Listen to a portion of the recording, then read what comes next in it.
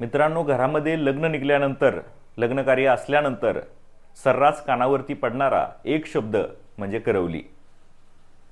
नवऱ्या मुलाची किंवा नवरी मुलगीची बहीण म्हणजे करवली असं आपण म्हणतो।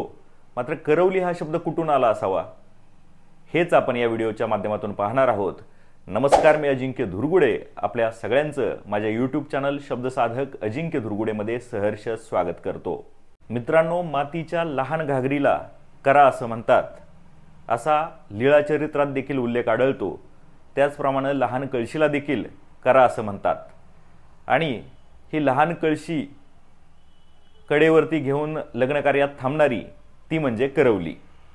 तर सामान्यपणे बघितलं तर नवऱ्या मुलाची बहीण किंवा नवरी मुलगीची बहीण यांना हा मान दिला जातो।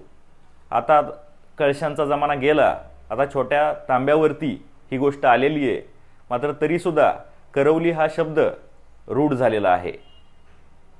तर मित्रांनो, हा व्हिडिओ आपल्याला कसा वाटला ते कमेंट्सच्या माध्यमातून नक्की कळवा आणि असेच नवनवीन व्हिडिओज पाहण्यासाठी या चॅनलला सबस्क्राइब करा। धन्यवाद।